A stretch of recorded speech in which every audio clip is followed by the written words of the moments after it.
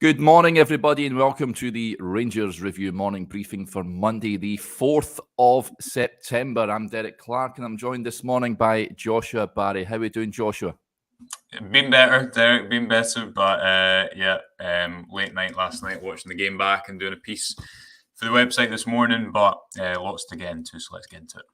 Yeah, David McFarlane with a point here. I wouldn't blame Derek for phoning in sick for this morning's briefing. It did cross my mind, David, but I'm here as we assess yesterday's debacle at Ibrox, Rangers falling to a 1-0 defeat to Celtic. A hugely frustrating and disappointing afternoon. So many comments have come in already with regards to that game. Joshua, as you mentioned, you've watched it back. What are your main takeaways from the game? Where did it all go wrong for Rangers yesterday?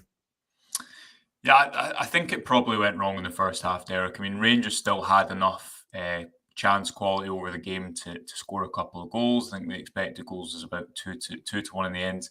And they had obviously a lot of the ball in the second half, but I think that the game was really lost in the approach in the first half. We kind of spoke about it after the game, but Michael Beale spoke about the pressing difficulties his side endured in the first half. And you see Rangers do different things with their pressing. At times they'll kind of go man for man and be really aggressive. At times they'll sit off and wait and try and, I guess, coax a team into a bit of a trap to then go and score from that. And you saw that for the goal, which obviously shouldn't have been ruled out, but it was.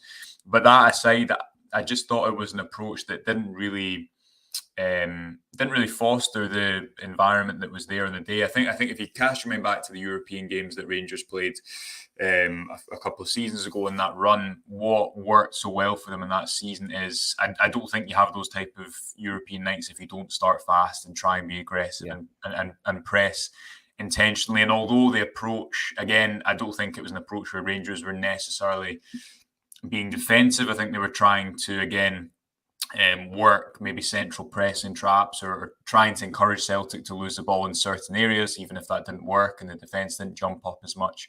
But it just didn't kind of communicate the intensity I think that the occasion demanded. The pre-match atmosphere was fantastic. The display in the Broomloan was outstanding. And yeah, I think after the early goal, which was offside, but it was kind of a bit of a sign of intent. The fact that Rangers didn't maybe go man for man and press in a more narrow shape and try and cut off passing options and really put Celtic on the back foot, I think that impacted the mood somewhat. And this is a untested Celtic back line, really, wasn't it? With certainly not at full strength, and even in the moments where Rangers did manage to press them, I thought they looked shaky. There was a number of times the ball went out of play on the left. Joe Hart was out the edge of his box a few times. So I think that didn't really come off. The front two, I asked Michael Beale about his selection, and we can get into team selection as well. But he was right to point out that goal should rightly stand, and we should have been talking at halftime about, okay, maybe like the PSV game, the front two didn't have a great half, although I thought Roofe used the ball well when he had the opportunity to do so, but they still created a big moment and showed real composure for that goal. But obviously that didn't happen. And that aside, I thought that Celtic were able to play such a high line because they knew that Roofe and Dessers didn't have the pace to trouble them. And although Matondo was in that team, he was more on the left and on the last lines. It wasn't as if he was the one that was getting on really on the end of passes from the back. So I think that enabled Celtic to make the game broken for Rangers in the first half because they pressed aggressively. They didn't allow them to play through the pitch, or Rangers weren't able to.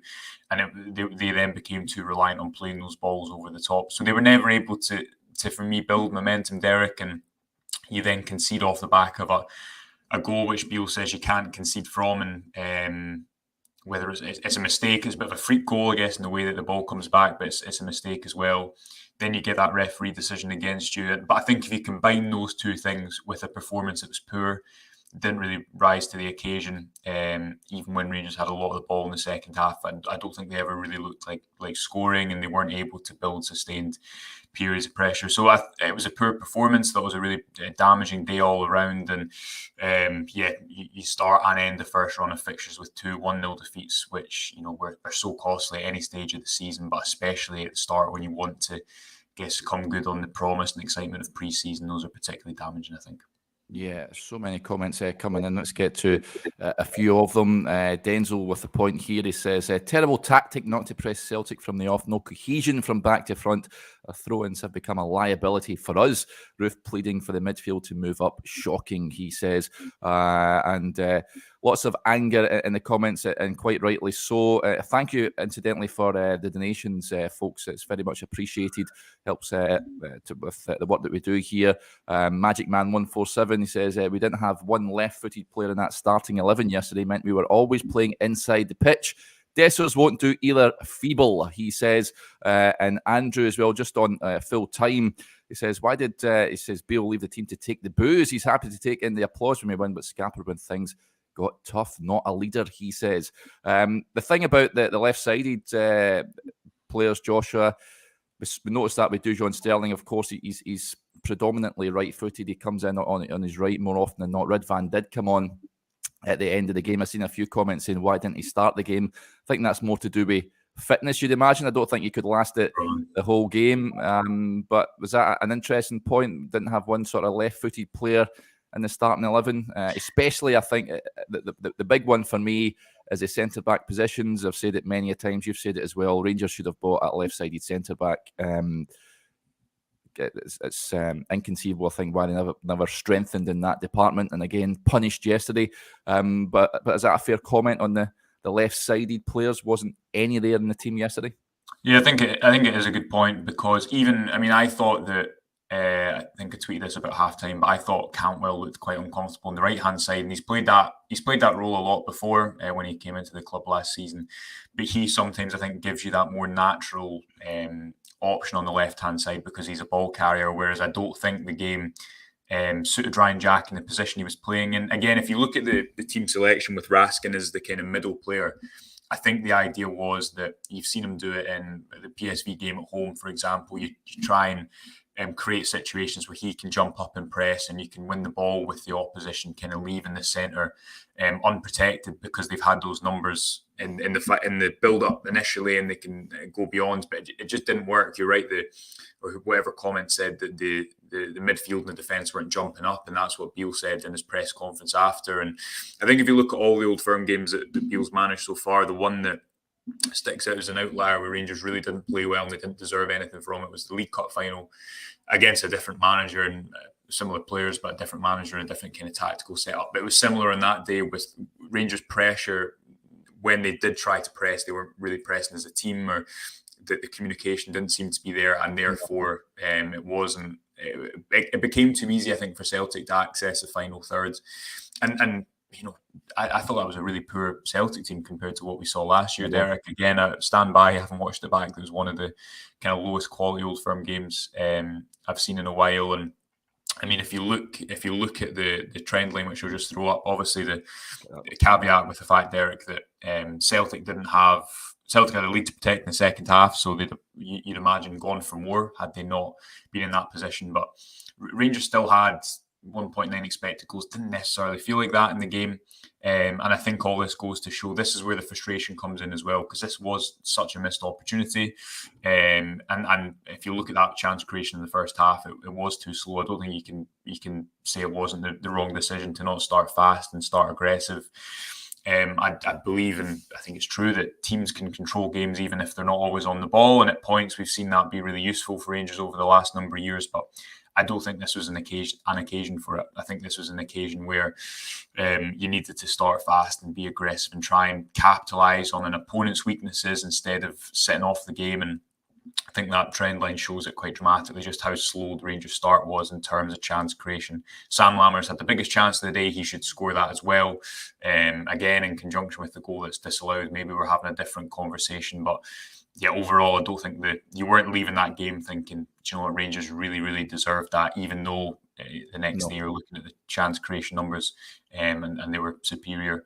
I think it was just a game where they weren't able to rise to the occasion. And we've talked about the press in there. I think another thing to maybe get into is the starting 11, because that's kind of what, again, watching the game back last night and thinking about my piece for today, that's kind of what I settled on. I just think there's not been enough cohesion in the starting 11, those relationships that are so important, I think, in football in general, but in a team like Beale's, where players are given freedom in the final thirds. I don't think the selection has been consistent enough to really allow that to foster. And I thought that showed yesterday when the chips were down, when there was pressure on in the game. And yeah, I thought it was quite evident that this was another new team put together instead of one where you could have selected it at the start of the game and said this is the strongest 11 that'll give Rangers the best chance of winning. Yeah, and it's a new team put together, but they don't look like a team at this moment in time, unfortunately. Colin Cameron with a point here. He says, morning lads, tough one yesterday. In your opinion, how many of the new signings are starters in the first 11 based on what we've seen now? In my opinion, winning mentality is urgently needed. I think I said yesterday, a number of shows, I think, that this week, Jack Butland aside, I don't think the signings that have come in have improved Rangers from where they were last season, Joshua. I think that is pretty damning. Did say yesterday, I joked that I think I'd rather have Alfredo Morelos with no pre-season than what has been served up front at the moment. It's hard to see. Kieran Dell's injured. I did say this. He is injury prone. When he's not been injured, I think he'll be a decent signing, but it's whether Rangers can keep him on the park for longer than he's on the treatment table. The forwards have not worked at this point in time. So I think of the 9, 1 is the answer to that one. Joshua, do you agree? Yeah, well, obviously, we're speaking after a month, aren't we? And the thing is, when 9 new signings have come in, you need results. You need building blocks of results to buy the time to show the good results, don't you? And this is why, again, I touched on this in the piece, Derek. This is why Beale had built excitement going into the summer. I definitely don't think the Rangers have put together real cohesive performances this season so far, but I think they did last season. I think they fell on the wrong side. What do you think's gone wrong? Why is it going so badly wrong then this season? I mean, even pre-season there were alarm bells. I was once saying I'm not really bothered about pre-season as long as they turn up at Rugby Park and get the result, and they failed to do so. And then we're looking at pre-season, and it's just sort of meandered from then on. There hasn't been that one performance where you're thinking this team is jailed. Here we go. Yeah, but I think part of the issue with that, Derek, is that the team has changed so much. And again, that's what I'm kind of touching on in the piece, which I think is in the description if people want to read it. I think it's 9 different starting 11s in 9 different games. And obviously that maybe sounds extreme, and there's been a lot of games in a short space of time, so rotation is a necessity. But I just don't think Beale's managed to find the balance yet. Now, if you look back to when he came into the job, didn't really have the option of trying to find the balance because he only had about 12 or 13 different players. But I think that offered an element of consistency and a degree of stability that was important. Now, I think since he came to Rangers as a manager, he's wanted to have variation in his team and unpredictability. And I've said many times before, I think that's a good thing. I think if you look back towards the end of Steven Gerrard's time, it became too predictable. But I think the issue that they've encountered this season is that there's nothing yet to be unpredictable from. There's nothing yet to offer a variation from, because, as you say, this new Rangers team this season, we're yet to see over a number of games how it's going to look exactly. And maybe it will be a team that changes a lot game to game. I asked the manager about that in the press conference yesterday, focusing specifically on the front 3, how much that's changed. I think Cyril Dessers has started in 7 or 8 of the games, but that aside, it's been quite infrequent who's played next to him. Obviously, Danilo came in and started a couple of games, but hasn't seen much game time since. Kemar Roof, understandably, has played the last 2 games, and deservedly so. You look behind that, sometimes it's been Sam Lammers at the start of the season, then he's been out. Rabbi Matondo came in yesterday. Now, on the other side, Derek, if Sam Lammers had started yesterday and not played well, I'm sure we'd be having a conversation that went along the lines something like, well, Rabbi Matondo is in form and has pace and would have got at Celtic, so why didn't he play? So there's a lot of revisionism always going to be, I guess, included in these results. But if you ask me why is it going wrong this season compared to last, I think the consistency of selection certainly hasn't helped. And it's like you need results to go your way to buy yourself time. You need, or you need performances and building blocks and suggestions that this method can be successful in the long term. So if you take it back to last season, even when Rangers weren't winning those Old Firm games, you could very much point at the lack of options up front. I don't think you could, aside from that League Cup game, point at big tactical deficiencies in games or games where Rangers were really outplayed. But because Beale hadn't had his summer, he hadn't had his players brought into the club. I think he was given time because there was building blocks in other areas of the game, of what he was doing, that was giving people confidence over a long term. I think it was his first 8 games he won in a row away from home in the league, and he inherited a team that had dropped points against St Johnstone and St Mirren, and certainly had not over the last course of the year made the habit of winning domestic fixtures. But you carry that into this season, and 9 new players have come in, and I just think there's been too much deviation to build that consistency, so that when the chips are down yesterday in the second half, I think you have Cantwell, who's played in, he's played in the left of the midfield three, the centre, the right. And listen, I'm very big on talking about roles and not positions, and that might sound like a counterpoint to it, but I just think that things have changed too much from game to game over the course of the last month, which hasn't allowed that degree of familiarity. Yeah, easy to use. Yeah. But that hasn't allowed that. I don't know if that makes sense, but that's kind of what I think. And there's been so much chopping and changing, so many different types of games, that when Rangers need to really be the protagonists in a game like yesterday, I thought they were too reactive to the game instead of setting the tone and saying to Celtic, this is what game it's going to be. If you want to try and play out through the back, we're going to make it really difficult for you. I thought it was too easy. I was sitting next to you at the game, and he kept saying this game is too easy for Celtic to settle into. It's not being made uncomfortable enough for them, and I think certainly watching it back, that rings true. Yeah, reactive is an interesting word. For me, Michael Beale is too reactive as a manager. He's not proactive. Cost Rangers in Eindhoven in midweek. I felt he needed to make substitutions at half-time. He didn't. He waited until PSV went 2-0 up before making alterations, and then Rangers started to get a bit of a foothold in the game. And again, on Sunday, I think everyone, most supporters were wanting an aggressive start, and it never materialised. And it just took too long for me for changes to be made. Yeah, just on that though, the reactive point, I think that when he came into the job, he wasn't. And I thought if you looked at Gio's style, if you want to split it roughly, reactive and kind of proactive, adapting to the opposition, or the opposition adapting to you, I think that's why Gio's football worked so well in Europe, but not as well domestic. Roughly speaking, there's a lot more specifics, I'm sure, to it, but in Europe, Rangers could come up with these clever game plans and play to the weaknesses of the opposition. Leipzig coming to Ibrox, maybe they weren't going to change their game plan too much for Rangers. Rangers could go over their press, all these little specifics. But then when that comes to St Mirren at home, you don't need that, because so much of the game is about trying to break them down. So rather than being about their game, it needs to be about your game. But I thought when Beale came into the job, and this is why I think he had such a good record away from home, that win over Hearts and Hibs, and as mentioned, I think it was 8 wins in a row on the roads after he first came into the job. He didn't go to a really conservative midfield. He kept Cantwell or Tillman in the midfield at Tynecastle and Easter Road, when in the past I think you'd have seen Rangers try and lock up a little bit more, and I think that worked really well. Again, maybe you just go back to the point that with so much change in the air this summer, there hasn't been that real clear idea of this is the first choice front three, this is the strongest starting 11. And although squads are big now, and with 5 subs, maybe this is too traditional an argument if you're looking at a team's strongest 11. But I think if you look at the best teams that you can think of currently in the world, or I don't know, even the best Rangers teams, you probably can pick out a strongest 11.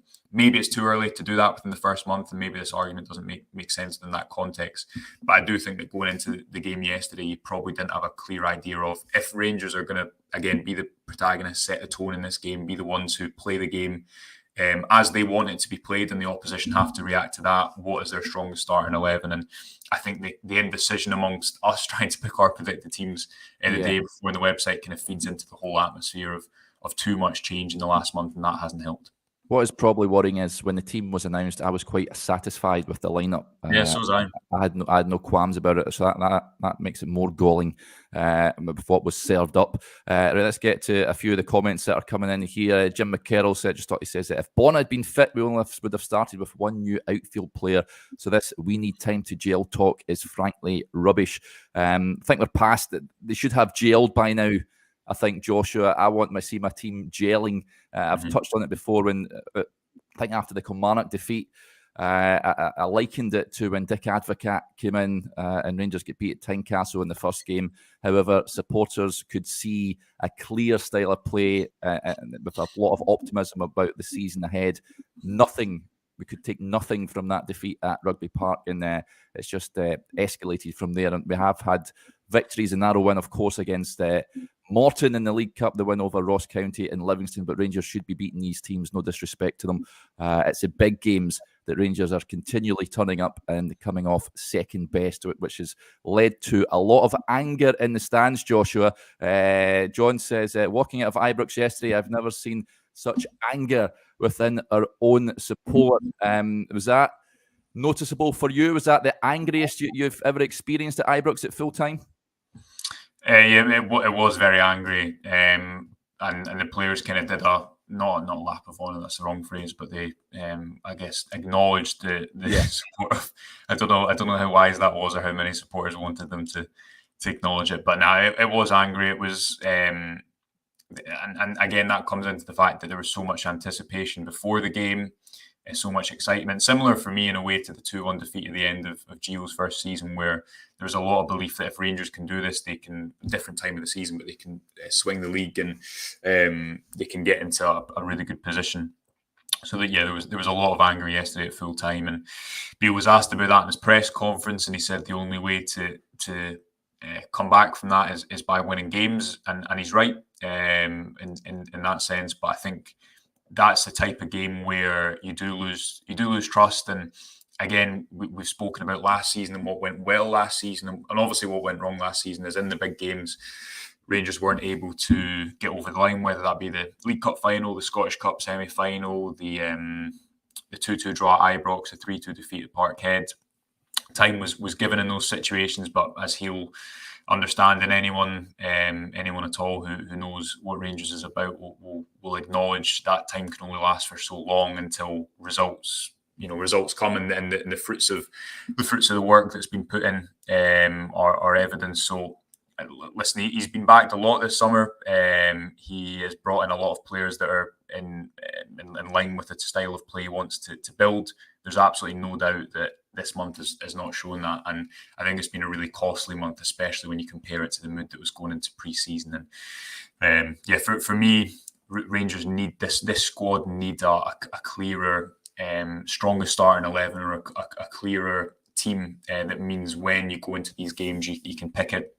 Yes, there's going to be variation somewhat in Europe, but even in the Europa League, you'd imagine for the majority of games, Betis away aside, Rangers will want to be the team who are dominating the ball or in control of the game. So I don't think there's any excuse now to not go and have that kind of strongest 11, and with some deviation, pick it from game to game. Yeah, I shudder for these games, I've got to admit, based on yesterday. Rangers just so far off what is expected, it defies belief at this moment in time. Stuart Balmer with the point just on the team. I said I was content with the team. He says, for the record, I wasn't impressed when I saw Dessers on the team sheet. Worst player I have ever seen at Rangers. Kenneth Rutherford had issue with my, he says, satisfied with the team lineup. Jesus Christ, are you insane? Dessers, Jack and Raskin, complete nonsense saying that. Listen, I'm with you, Derek. I was as well. There's no point in rewriting history, because people can go and watch the video too long from this one to see a reaction to the team. But I mean, it's so easy to, I guess, say all that in hindsight. I think Dessers has clearly been the player that the manager's picked a lot. You know, the thing is though, outside of, again, watching the game back, there was 4 or 5 moments yesterday where the ball was over the top and he just didn't quite have the pace to get on the end. Yeah, I don't see it. I don't see what the manager sees and what most of the supporters see as well. And then as Ross says, Danilo, someone going to ask Beale what's going on. The strikers really, there's huge question marks, Joshua, around Dessers and Danilo. Lammers is another one, I think, where I'm just scratching my head as to see what they bring to the side. Yeah. Dessers, I guess, you look at, I know that the first goal's offside. It's a brilliant pass, and maybe that's the type of thing that Beale wants him to bring in the final third. Again, the way he wins the ball back and has the composure to find Roof, that moment is kind of unfairly taken away from him. But I agree, aside from that, I don't think he was able to impact the game. And I just wonder when Celtic looked at that team sheet in the dressing room and they were looking at how they were going to approach the game. Their higher line, I think, really helped them because it meant that they could press Rangers more aggressively, and Rangers couldn't get into their rhythm, and they were forced long, which made it a more disrupted game, and Celtic had more of the ball, and I think ultimately more control in that first half. I think because of those two strikers didn't have the pace to make up the grounds or really exploit the space in behind the defence, that kind of hurt Rangers on the day. So yeah, you're right. Do you play a front two who are going to play every single game? I think everyone would like to see more of Danilo. Obviously, he's not the kind of physical focal point of Dessers, but I don't think that necessarily matters at the moment. He looked all right when he came on, in difficult game state to try and impact, but I think alongside you and a lot of others would like to see a lot more of him after the international break.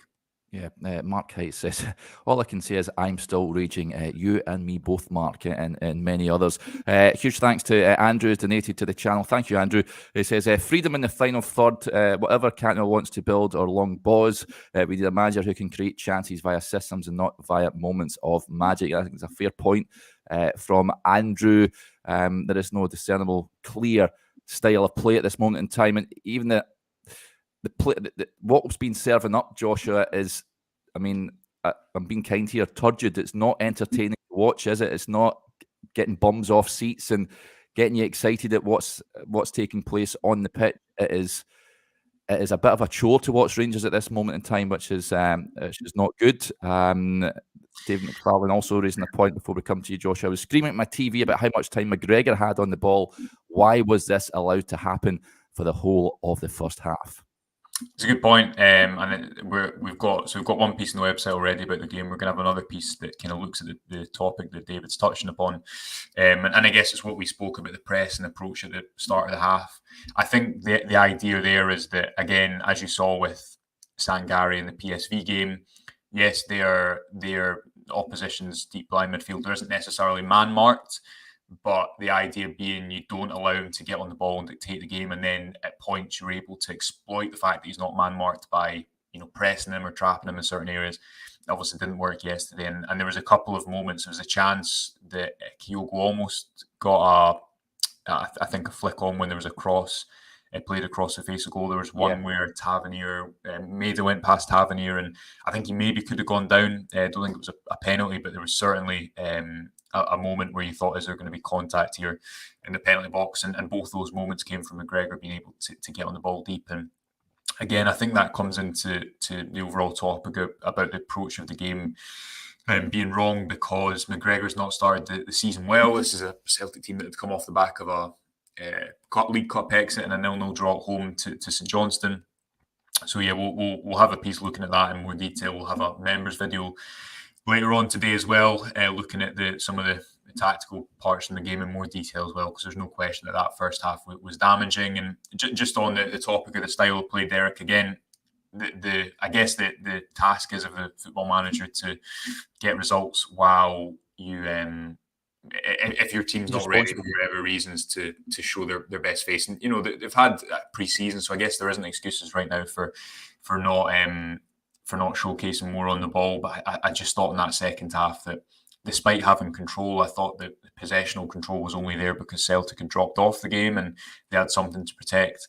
Even then, there were still opportunities for Rangers to take something more from it. And maybe, I guess management, there's an element of luck in it as well, isn't there? And you look at that Sam Lammers chance, which is a 0.75 expected goals chance. I think it's a big chance, and he should score the first half as well. Maybe at points you just need that little bit of luck to then buy you the time to get through this month and then go and build on it. Beale doesn't have that now because of the result yesterday, and yeah, definitely pressure's always on. The pressure's huge at the moment, and such a big run of games coming up because how long you've got Livingston in the cup, you've got St Johnstone away from home, and I think it's Betis not Gimmies. at home. Yeah, and then you've got Betis at home. I think it's the first game at Ibrox in the Europa League. I think it is. So 2 weeks of us answering soul searching questions on the morning briefing, and then back to the good stuff. It's just want a game now, but at this moment in time, this Rangers team, even if they'd got an equaliser or they'd won yesterday, questions would still remain. This is not enjoyable to watch fans are asking questions. Johnny Alcatraz with a point. Quite simply, the manager says one thing and delivers another.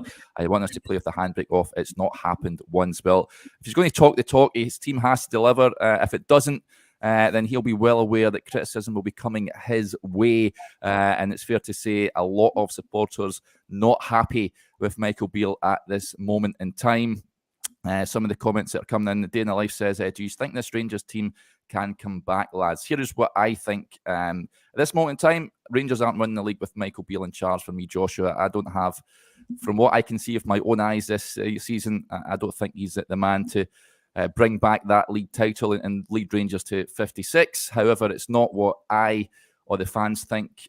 If the board have belief in Michael Beale, he'll still be in charge when we return from the international break. But like you say, pressure is seriously mounting on him. Of that, there is no doubt. If you come second against Celtic, you don't normally tend to last long in a job. Yeah, no, you're spot on. I think that it's been a really bad first month of the season. Absolutely, I'm going to hold judgment off because we're 4 games into the league season. I think that last season, the reason why I was so encouraged watching Beale's football is, although you need to ultimately, to be successful, Rangers, you need to get over the line in big games. And you're right, there's nothing I can say, you can say any argument for or against that will negate that fact, Derek. But when you looked at, I thought the style of play last season, and people might now say that there's no style of play at all. And I think this season you've got an argument on the ball. There's not been enough matches, enough moments in matches to say clearly this is what Rangers are trying to do. I think as there was, especially the games in Edinburgh last year, which are 2 games in isolation, but I thought that was a clear example of what Beale was trying to create at Rangers. I think they need to get back to that very, very quickly. And this month, I think approaches to certain games have been misjudged, like yesterday when the Rangers needed to go for it and be aggressive and make the most of what they had on the ball and set the tone and instead of setting off too much as they did in the first half for whatever reason, as we'll get into. But yeah, I mean, the pressure's never been bigger. There's never been more questions asked of Beale. Absolutely, you can tell that at the stadium yesterday. You can tell it by the comment sections and the Twitter mentions and everything else in between. The pressure is always on the Rangers manager to win. Sometimes they're able to earn a little bit of leeway, like Beale was last season, to be able to build in the summer, which he's had. And it's now yesterday's a prime game of when it's time to deliver, it's time to step up, and he's not been able to do that. So yeah, he'll know. And as I acknowledged yesterday, you're always under pressure in this job. And I guess the question is, Derek, how do you get over a bad defeat only by a really significant victory? Does it take a good run of fixtures and a victory at Parkhead and a win in the League Cup to really earn the trust that Beale can navigate these big games? I don't know what you think on that, but I certainly think Rangers will need to be near flawless, not only because of the points difference in the league, which isn't huge, but we know that leagues can be won with very high points totals these days. I think they need to be near flawless and really show a clear idea of what they're trying to do on the ball to have hope of having a successful season. Yeah, the League Cup for me is good if it's part of a double or a treble. I don't think that the fan base will be happy if that is the only piece of silverware delivered this season. And it's not a gimme that Rangers are going to win that. I know that even though Celtic have been knocked out, I mean, how many times have we seen that? And Rangers have fallen short in this competition. So, I don't think that'll pacify the supporters. Just on the manager, Denzel raising the point, saying there are loads watching, so thank you to each and every one of you tuning in this morning. I haven't seen one comment defending Beale. There is no chance. Literally speaks volumes. If you are and backing Beale at this moment in time, folks, do let us know, because I'm sure there will be some out there that will be backing the manager to turn this around. But there is no doubt about it, as Joshua said, the reaction at Ibrox yesterday, even the reaction when Kemar Roofe was brought off as a sub as opposed to Cyril Dessers, the booing was enormous. So yeah, listen, he's a man under serious pressure for his job at the moment. Slightly deviating before we wrap up, Joshua, we've got some good news in terms of the Rangers review, something that has been in the pipeline for ages. The app, we're delighted to say we have launched the Rangers Review app, which is absolutely fantastic news. Can you tell us a little bit more about it? Yeah, we couldn't have picked a better day, Derek. No, I know, it's timing. Perfect timing. No, but you're right. Obviously, in isolation to the other 35 minutes of this podcast. For people who have subscribed for a while, this is really exciting for us because it just makes your user experience a lot better. All your content is going to be aggregated through that. So whether it be a members video on here, and whether it be a new article or whatever it may be, you'll be able to get everything through the app. You'll be able to even watch stuff like the morning briefing through it because it'll all be embedded through there. So you should be getting an email about it at some point, I think today. But yeah, it's really exciting. I think the user experience is really good for us. We've been talking about it for absolutely ages, Derek. So fantastic to have it. Not the best day in the world to announce it. But if you do subscribe to the website, if you're thinking about subscribing, do go and download the app because I'm sure it will make your user experience a whole lot better. Yeah, John Robertson says, can we start a whip round on the new app for a new striker, please? If only. And Maka says, is the app free? It is free. You can download it for free wherever you're. I think the App Store. If you're on Apple, if you're on Android, then I'm not too sure. Have you got an Android, Josh? Or are you an Apple man? It is Apple. I'm Apple, but it is on Android. It's totally free. It's not just Rangers Review. It's the Rangers Review. But yeah, you should be getting a email about it as well. It'll be public on the website as well. So yeah, do go download it. Yeah, Neil McLean, is the app out? It is out, Neil. It's available now to download. So go and do it. It should make it, as Joshua said, consuming our content a little bit easier for you on your phone. Okay, folks, that'll do us there. Thanks, as I mentioned, to everyone for interacting with the show. Not easy after what was served up at Ibrox yesterday, but thank you to each and every one of you for your comments, for your interaction, and for tuning in. Huge thanks to Joshua, as ever. We'll be back. Lots of content, as you mentioned, on the website. Do go and check it out. We'll be back again tomorrow, I'm sure, to stew over the game once more. It is an international break. It seems like a lifetime now until Rangers are back in action. When are they? This next a week? Week on Saturday, St Johnstone away, I think. 12:30. Wow. I believe. I might be wrong. So yeah. All that to look forward to. Yeah, absolutely. Okay, folks, thank you as ever, and we'll speak to you again tomorrow. Bye for now.